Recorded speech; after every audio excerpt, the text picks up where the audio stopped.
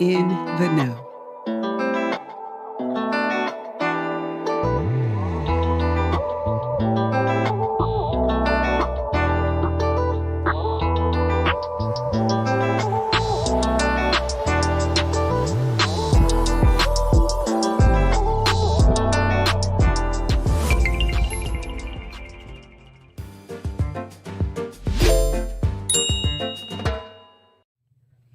Welcome. Good evening. I'm Miss Jill. This is In the Know, brought to you by our neutral voices. A house is made of bricks and beams. A home is made of hopes and dreams. Ralph Waldo Emerson said that. So good evening. And tonight we have a young lady with us who helps people through their organization that she's affiliated with achieve their hopes and dreams by homeownership. So I want to welcome our guest, Lauren McCammon. Welcome. Thank you. Good evening. Thank you. Thank you for being here. I'm happy to be here. Yeah. Thanks for having me. Yeah. Would you agree that homeownership is a dream? to many? Absolutely. Okay. For a lot of people, for sure. Yeah. Well, we're going to talk about that tonight and talk about how Habitat for Humanity of Greater Fort Wayne helps contribute to those dreams and provide opportunities for those who want to venture into home ownership. So I want to start out, Lauren, if you could just let us know your affiliation. I know that you are the homeownership services manager. Is that right? Homeowner services manager. Services manager. Yes. Okay. Tell us a little bit about that, about what you do and how long you have been affiliated with the organization. Well, I've been with Habitat for Humanity of Greater Fort Wayne for about 3 years now. I tell everyone that is within earshot that I have the best job at the organization. I really do. I get to work with our families from the pre-qualification stage all the way to closing and beyond. So I get to walk with them every step of the journey. It is an amazing journey. I love what I do. Love it. Love it. That's good. And a little bit about, so if I were to ask you your job description, you gave us a little, well, not a little, but the big scope of it. But what does a day look like for Lauren? A lot of what I do, well, as a manager, unfortunately, I am in meetings a lot of the day. But a lot of the time, what I spend my time doing is working with our families. So we do monthly check-ins with our families. We talk about if there have been any recent developments, any good news, maybe any roadblocks that could stop them from achieving their home ownership journey. And really what I'm there to do is be an advocate for them. Yes. Because working in an organization, there are definitely things that we have to do in order to make sure that our mission keeps moving forward. But also our families don't fit into these neat little boxes to make sure that everything keeps flowing smoothly. And really my job is to help things flow as smoothly as possible. Got you. And before we venture a little deeper into the details of the program and the organization, I know that 1980-ish is when it started. Yeah. And I remember being younger and seeing like the pictures. So like when the families would get the home, they would put it, back for the young folk. That's when it was in the newspaper, like the actual newspaper. Yeah. So tell us a little bit about the history of the organization when it started. Right, absolutely. So Habitat for Humanity started in 1976 down in Americus, Georgia. That is where Koinonia Farms. I don't know how far back into the history I can go because there's a lot of history there. Yeah. But essentially, they began on Koinonia Farms an initiative to help those who may have been left behind by society. Yeah. So the widows, children, people who were in poverty at that time, who did not have stable housing. They started a communal living space. And from there, they branched into, if we can't find people who are willing to build these homes for people who need them, why can't we be the ones who build the homes?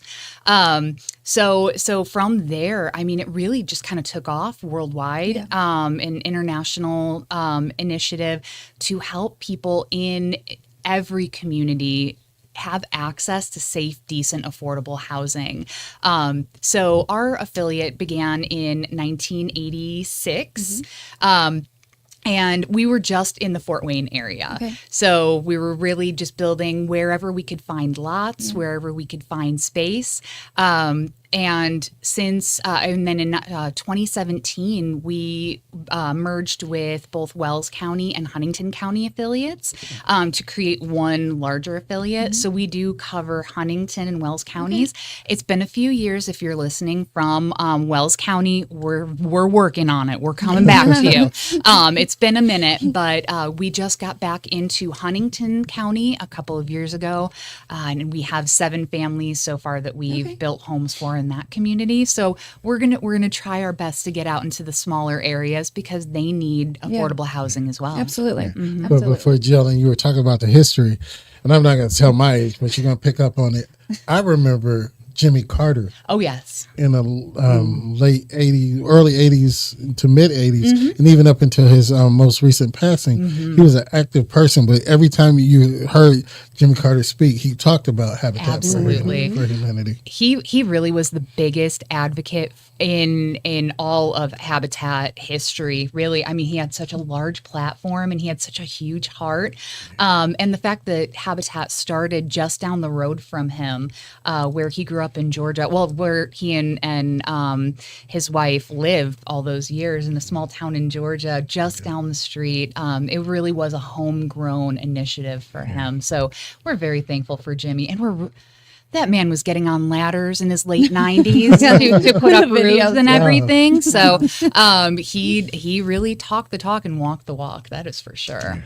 That's funny. So when you say that, and let's call him a celebrity, what other celebrities can you say connected to or supported Habitat? Any others? Oh goodness. I know like the Property Brothers have kind of done a thing or two with Habitat. But really Jimmy is the biggest supporter. Not many places can say a former president exactly. is somebody who gets on a ladder for them often. Exactly. So, and so with that and with his age, is there an age limit to people helping with the houses? Oh, no. Building or anything like that. I love our crew leads. Our crew leads work with our construction site managers on a daily basis to help guide our homeowners and other volunteers through the building process. They are typically at retirement age, and being able to get out and be active and do something that fills them with so much joy.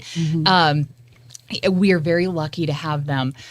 We're looking at typically 60s, 70s. When people get into their 80s is usually when they slow down a little bit. But most of them are just trying to keep active. Yeah. So we love that, though. That's so good. That's awesome. Yeah, so many times I always think that people forget about the senior citizens. So it's awesome to know that there is a place that they can continue to volunteer. Absolutely. That matters. Absolutely. And we also have our Restore up off of Lima Road. It's kind of like our thrift store for anything housing related. The fun store. And I love it. I should not go there very often. My paycheck would be very small.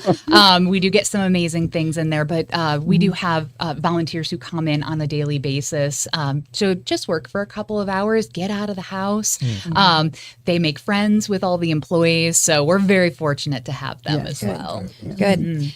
Before we get into, we're actually going to talk a little bit about the criteria for the program, and then we're going to talk a little about the volunteering, how people can do that, the fundraising, the events. So let's kind of just start out talking about some of those requirements, because there are requirements. There is criteria. I know I was looking on the website a little bit. One of the subjects was the need for housing, the ability to pay. So those are just a couple starting off. So let's talk about that a little bit. Absolutely. So one of the biggest misconceptions about Habitat is that our homes are free. A lot of people will say, "Oh, I thought you just show up and you get a free house." And that sign me up. That would be awesome. Sign me up. Absolutely. I think everyone needs a Habitat house at that point. Around for everyone. That would be amazing. But we do ask a lot of our families who come into the program. There are a lot of different requirements. The first one being the ability to pay. That's probably the biggest one because, well, when you have a mortgage payment, you need to be able to pay that monthly.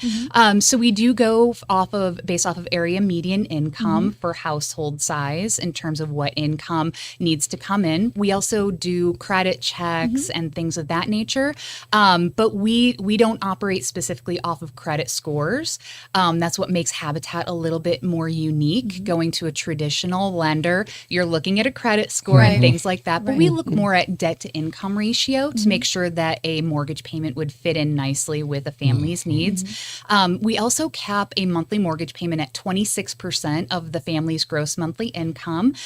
So that is how we ensure that it remains affordable for them. So I will also say that is 26% at the time of closing. So we can't control anything that happens after closing or anything like that, but we're hoping that it still remains affordable for the family. So we look for also a willingness to partner with us. I'm sorry, let me back up. We look at the need for housing also. So typically what we're seeing is if someone does not already own a home, they're in need of housing. I don't know about you guys. Have you seen what rent prices look like recently? It is a little scary, especially when you're looking at a family that may only have a single income coming in. Maybe if you have children. I've seen rents as high as $1,600 here in Fort Wayne, which for some places that seems reasonable, but a lot of our apartment complexes are quickly reaching that level of being over $1,000 a month. So we're looking for families who are ready for home ownership, but also who really can benefit from it. And then when we're looking at that need for housing, we also take a look at what is their current housing like? Are there issues with the house? Mold, pests, crime? We look at a lot of different factors just to see, would this be a good fit? If a family scores a 0 on their need for housing score sheet, doesn't mean that they wouldn't benefit from a house, but it means that there may be other families who could benefit more from houses. And then the last thing is that willingness to partner with us. So we do ask for a lot in return for being in the program, which it comes in the form of sweat equity. When people think of sweat equity, they think of picking up that hammer with Jimmy and getting up on that ladder and going to town with their hammer, which is part of it. We ask for families of a single borrower to complete 200 hours of sweat equity, and those with 2 or more borrowers to be 250 hours of sweat equity, with 100 of those hours being on the construction site. So they get to know our construction site managers. They get to learn how you build a house, but also how do you repair things on your own. YouTube is an amazing resource, but also there's nothing that beats, we have lots of amazing crew leads picking up that hammer or that saw or something and showing you how to use something properly. They teach everything from putting in flooring to putting in windows to putting in doors. How do you change a doorknob? They do painting. People actually put up the walls of the house. So they get that empowerment from doing these things on their own and learning it's not so scary. It really isn't. If you know a little bit and you have access to YouTube, you can do most anything in a house. Don't tell people I said that, but you can do a whole lot of stuff. And I'm not going to tell you. I'm basically a plumber. I've learned a lot. From YouTube. Absolutely. When you're talking about the criteria and such, the first step, who makes those decisions? I mean, does the applicant come in, they do an application, and then there's kind of like an assessment done? So like if somebody is watching right now, how would they go about starting the application? Well, that is a great question. So we do only open the Allen County application once a year. That's in January. And we just took in, and the board just voted on this, they took in 42 new families that will be starting the program. So it's a group effort, but really how that works is we have a pre-qualification on our website when it opens up. It's only open for 2 weeks, which leaves 50 other weeks through the year for people to ask, when does it reopen? But so it's open on our website, and then if the answers that they give to the pre-qualification questions match what would be necessary for the program, then they're emailed a full application. And then there are quite a few things that we ask for, quite a few documents with that application. But once they turn that in, we will, we are constantly going through those applications as they come in to build a little spreadsheet. And then it's really our, we do the assessments and all that good stuff in there. But it's really our board who decides which families go into the program. Our board is amazing in that they want to help as many people as we can. So I have yet to bring anybody to the board and have them say, no, thank you. They've said, if your team has met with them, has spoken with them, they understand what the needs are within the program, the requirements, we would love to give them a chance to complete the program. I love that. Well, go ahead. Oh, I was just going to ask real quick. So is there a cutoff? Because I know at one point you set goals for the number of new homes. But then you said you have 48 families. 42 new ones. Because the goal was, I think, lower than that, wasn't it? Like somewhere around. We're always averaging anywhere from 20 to 30, somewhere in there. But the problem is that life is really tough right now. A lot of people are feeling the impact of the economy. They're feeling the pinch from grocery prices, things like that. Life can change very easily. So we may bring in 42 families, but maybe only 35 of them will stay to get a home. We try to do everything we can to keep people in the program just because we know that this doesn't come up very often. So unless they're very sure that this is no longer something they want to do, we're going to keep them in. And we do try to get people from the time they apply into a home within 2 years. So we're hoping that was my next we're question. hoping within 2 years. Sometimes it takes a little bit longer depending on our build schedule. Our construction team does an amazing job building houses as quickly as they can. But really it takes us about 6 months to build each house. So while they're building all the houses, we're trying to work with families to see, okay, who's done with their requirements first, who maybe has a higher needs score, who needs to go into a home first. So it's really a lot of moving pieces. But we do try to get families through the program 12 to 18 months. That is our sweet spot. We're really hoping for that. We don't want anyone to get in and have to sit for a few years waiting for a house. Okay. With the cutoff Doc V was asking, I wanted to ask, because you said debt to income ratio, and I know income is a factor, but is there a cutoff where somebody would not be eligible? Say like my credit is preventing me from getting a house. I have the income, but but would my income exclude me from being able to be a Habitat participant? So we do have a top end. It's up to 80% of the area median income for our houses or our families, depending on the family size. So you can make too much to get into the program. All right. Okay. Yeah, that's interesting. So you've given us a lot of details about the program. And before we talk about the fundraising and the events and volunteer opportunities, I have a question. So at the beginning, you were talking about how it's a little different because it's not your traditional, credit score. It's not, there are other factors. So I was just curious, those families that have been selected for a home and went through the process, would most of them have qualified for a traditional mortgage? Would most of them be a homeowner without the assistance of the program? I would say it's very unlikely that they would be. A lot of our families would be considered unbankable by traditional banking standards, whether that is the types of credit that they would have, if they don't have trade lines. Some of our families don't even have credit when they come in, which I'm like, oh, you are a unicorn. Let's see what we can do with this. But some of our families, I think one in particular, they're cousins and older, and they were in a very unsafe living situation, and they needed to get out quickly. But with a traditional bank, the bank was like, you have zero credit history. And they had always been told cash is king. You don't want to take out credit if you don't have to.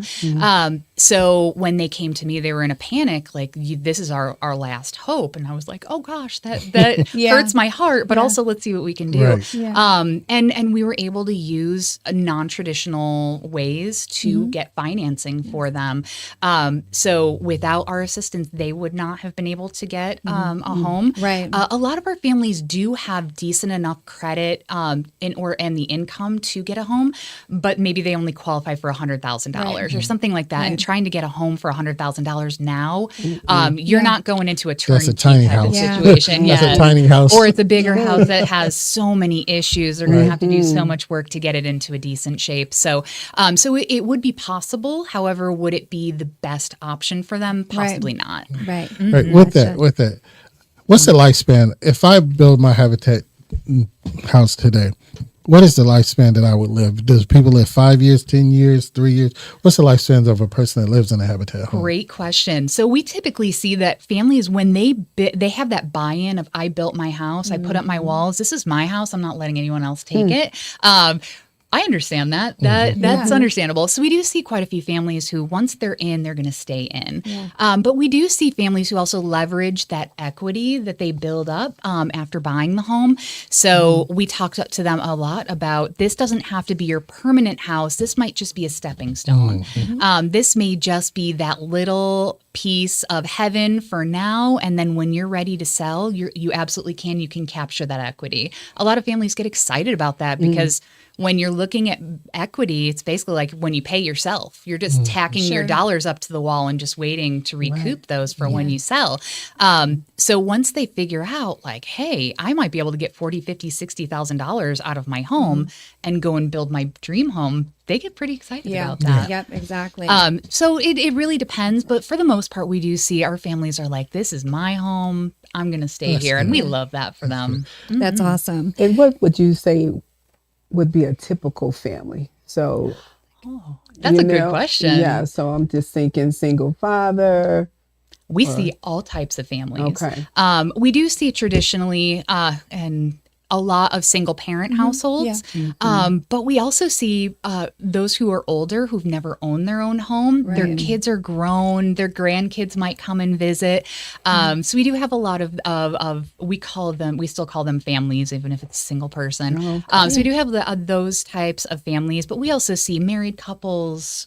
We see like that cousin situation where they've grown up together and they want to stay together. Fantastic. We built a house for them too. So really, the biggest family that I've worked with was family size of 7. So anywhere from 1 to 7, we see. Some affiliates have said that they've had like 12 families of 12. It's going to be a lot of bedrooms. We'll see what we can do. We'll see what we can do. So we talked about volunteering earlier. So any organization, especially one such as this, has a need for volunteers. So let's talk about how somebody, what the process is for them to come in and volunteer. And also, what are the options if somebody wanted to volunteer? Like we were saying earlier, people who are older, maybe teenagers. So what are the stipulations on volunteering? How can someone volunteer? And then we're going to talk about some events that are coming up. I am glad that you asked that question. We are always in need of volunteers. We have basically 4 different ways that people can volunteer with us. The first one being in the traditional setting, like a construction setting. So they come out and they help out whatever we're doing for the day, whether it's painting or putting up siding or whatever the case may be. So typically we do have corporate donors who they come out a couple days a week and they get to work on our house for the day instead of going to work. So we do have a lot of corporate donors that way, but we do have individual construction shifts that can be available. Those are a little less frequent. So I would say if someone's interested in doing that, keep an eye on our website, habitatgfw.com, and that'll pull up all of the shifts that would be available for someone to do that.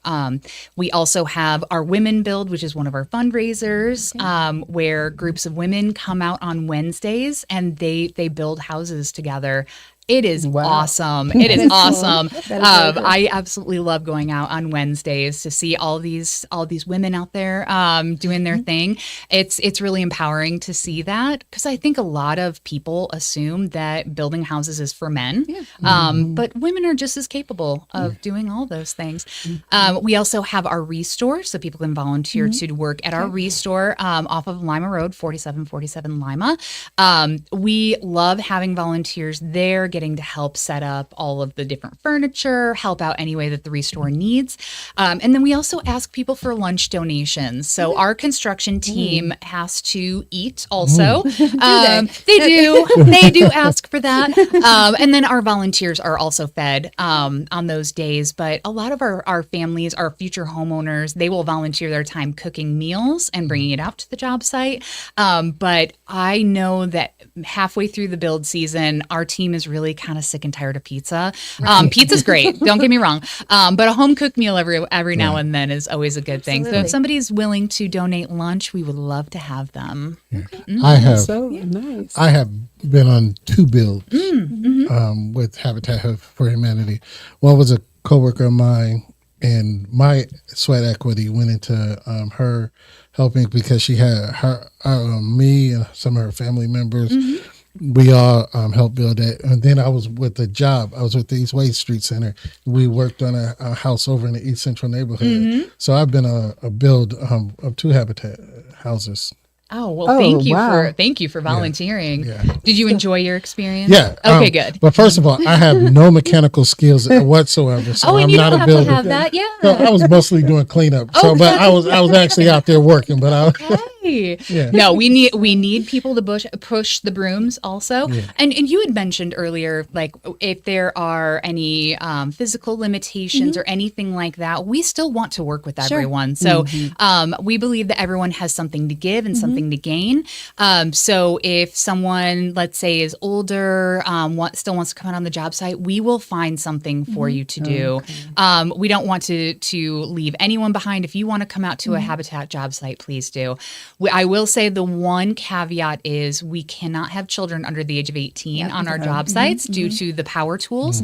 However, we have had student builds in the past from different schools where they're doing painting, so there's no power tools. Right. But that's something that we set up separately. But yeah, if you're ever interested and there's a spot available for you, please sign up. We would love to have you out. I love it.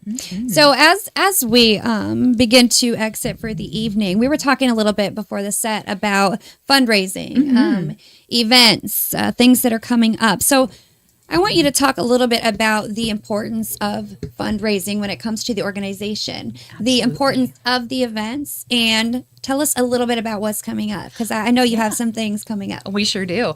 So fundraising, every home that we build, I don't know how much of this I'm actually supposed to be saying, but we build every one of our homes at a deficit. So we're always fundraising to bridge that gap between how much it costs to build and how much we sell the house for. So we want to keep costs down as low as we can so the home is still affordable, but also with the cost of everything, it can be really difficult. So fundraising is a really big thing for us. So we do have a couple of events coming up fundraising wise. They are, well, actually, the ones coming up soon are all in September. So we have a couple months' notice. If you like golf, we do have 3 different golf outings that we have going on in September.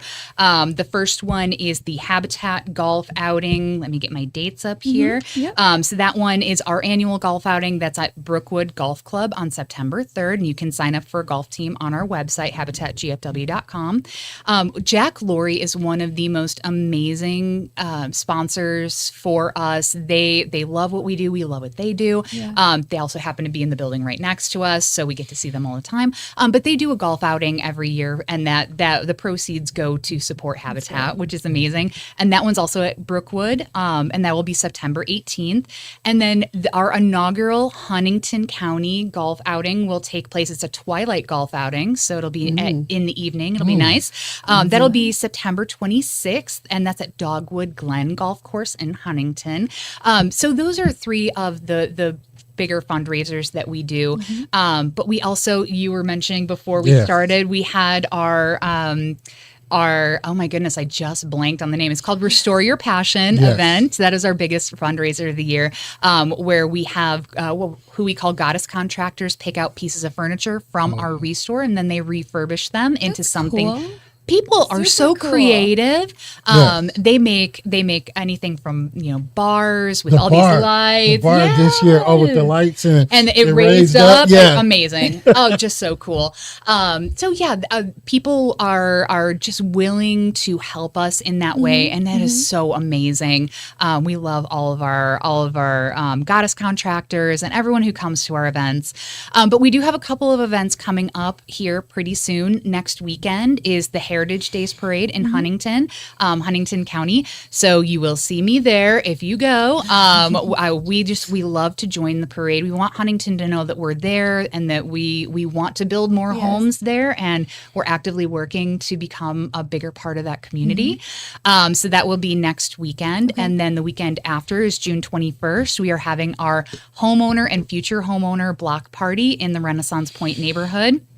That is on Saturday, June 21st from 12 to 4. We'll have food trucks and an inflatable bouncy house, and families can kind of get together and maybe they haven't seen each other in a while. Maybe they're going to be meeting their new neighbors for the first time. So if anyone's in the area, in the Renaissance Point area, please feel free to stop by and join us. Got all kinds of things. Absolutely. All kinds Yes. of things. Well, Lauren, I want to thank you. We want to thank you for coming on tonight, and also just thank you as a whole for contributing to the dreams of people. And I know it's probably a tough position because you can't help everyone, Right. And a lot of people do need help. Like you said, life is hard right now. So we thank you for being a part of such an amazing organization. And even when you speak about it, you're very passionate about it. what I You can do. absolutely tell that you love what you do. So I'm sure that Absolutely. those who come to you can also tell that you love what you do. So thank you for being here. Thank Thank you you for having for me. all Thank you for having me. that you do. Yes. And before we exit for the evening, Doc V is going to tell us what we would like to remind you to do. Always protect your mind. A podcast by Neutral Voices Media Group. In the Know.